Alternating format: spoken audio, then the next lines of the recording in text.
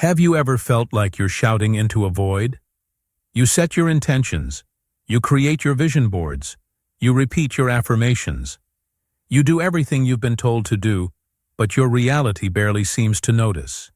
There's this deep, quiet frustration that comes with feeling like you're putting in all this energetic work, but the universe has its headphones on. You see stories of others manifesting incredible things, and you can't help but wonder, what am I missing? What fundamental secret do they know that I don't?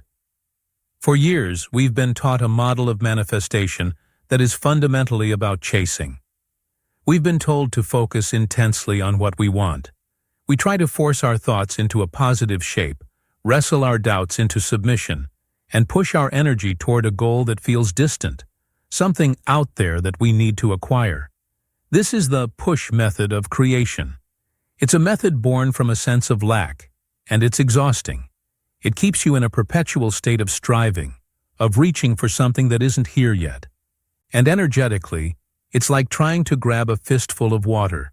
The harder you squeeze, the faster it slips through your fingers. But what if this entire approach is flawed? What if the reason it feels so hard is because it is hard? It's the equivalent of trying to sail a boat by getting out and pushing it from behind. Today we are going to talk about a profound shift in understanding, a perspective that is being illuminated by modern science and confirms what ancient wisdom has always known. Scientists exploring quantum physics and bioenergetics are revealing a truth that changes the game entirely. They are discovering that the most powerful creative force isn't the intensity of your wanting, but the quality of your being. The secret isn't in pushing your desires out into the universe.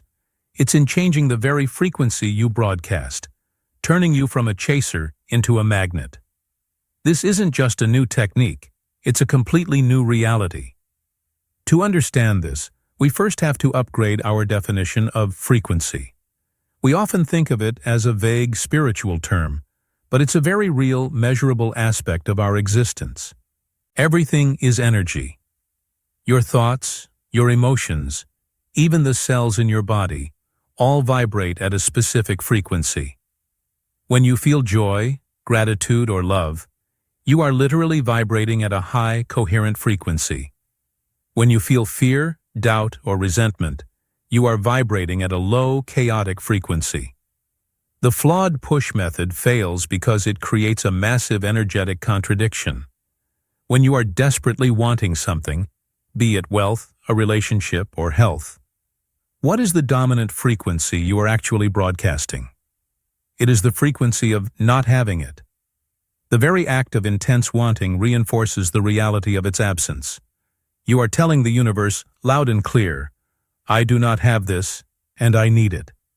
And the universe, which is an impartial mirror, simply reflects that state of lack back to you. This is where our central metaphor comes in. Imagine you are a living, breathing quantum radio tower. Every moment of every day, you are broadcasting a signal into the quantum field, the field of infinite potential. That signal is not your words. It is not even your thoughts. Your true broadcast signal is the sum total of your vibrational state. It is your feeling, your emotion, your state of being. Now, the quantum field is not a judgmental entity. It doesn't decide what you deserve. It simply matches the signals it receives. If your radio tower is consistently broadcasting the frequency of I am worried about money, the quantum field can only tune into that station and deliver you more experiences that match the feeling of financial worry.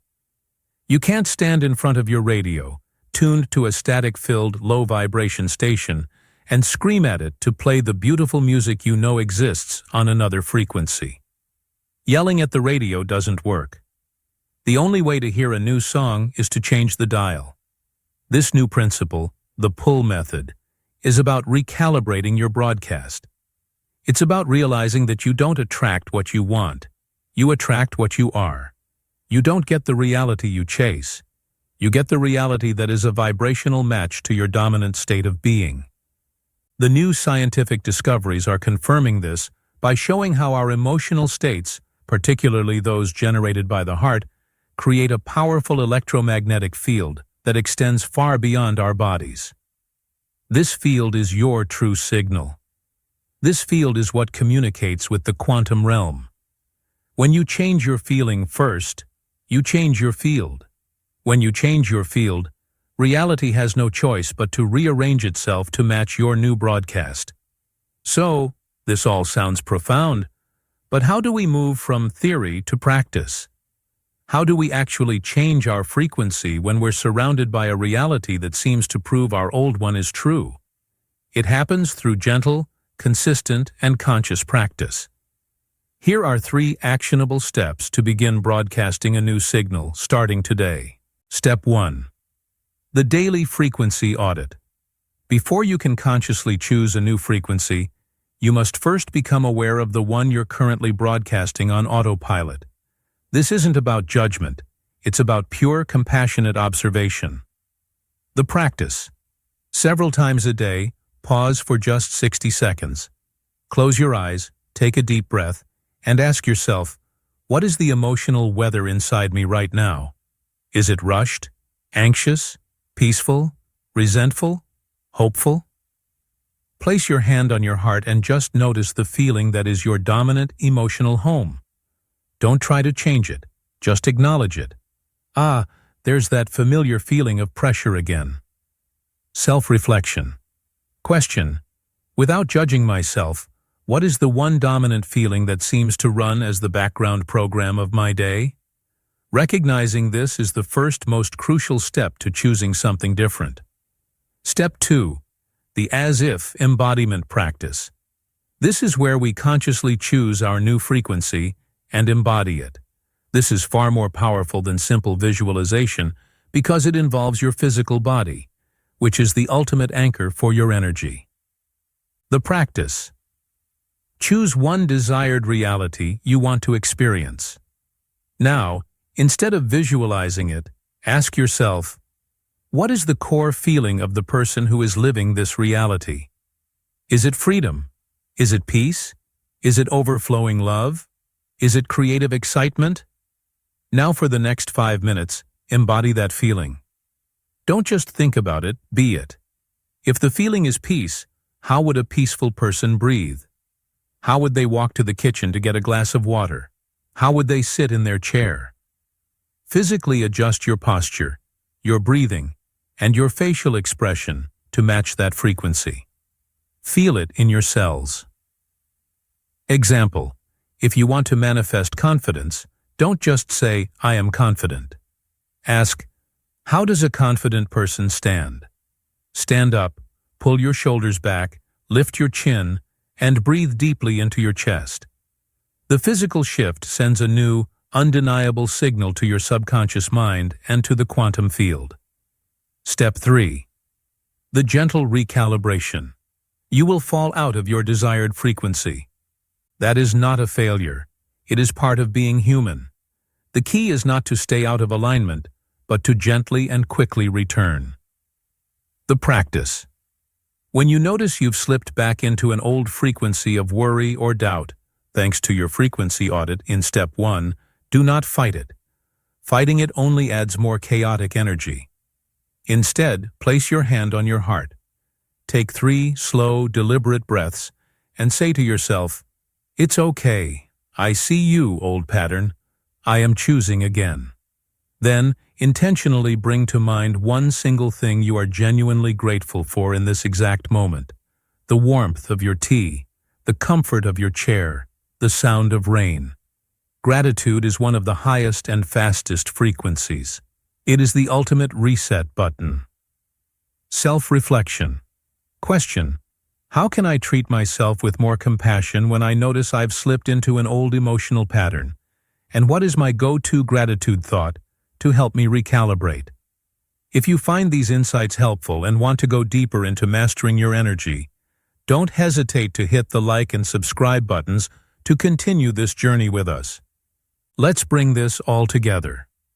The journey of quantum manifestation is not, and has never been, about bending the universe to your will. The profound secret that science is now helping us see with new eyes is that this journey is about mastering the one thing you have absolute control over: your own state of being. You stop chasing reality the moment you decide to create it from the inside out. You stop being a victim of circumstance the moment you realize you are the broadcast tower sending out the signal that calls those circumstances into being. This isn't just about manifesting a new car or a bigger bank account. This is about reclaiming your power as a conscious creator.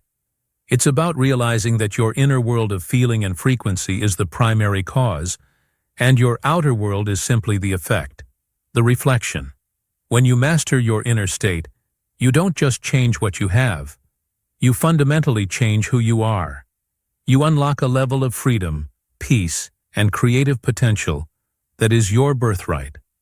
As you leave this video, I want you to hold on to this thought. The universe is not a catalog you order from. It is a mirror that reflects who you have chosen to be. My question for you today is this: which of the 3 practical steps, the frequency audit, the as-if embodiment, or the gentle recalibration, are you most excited to try first?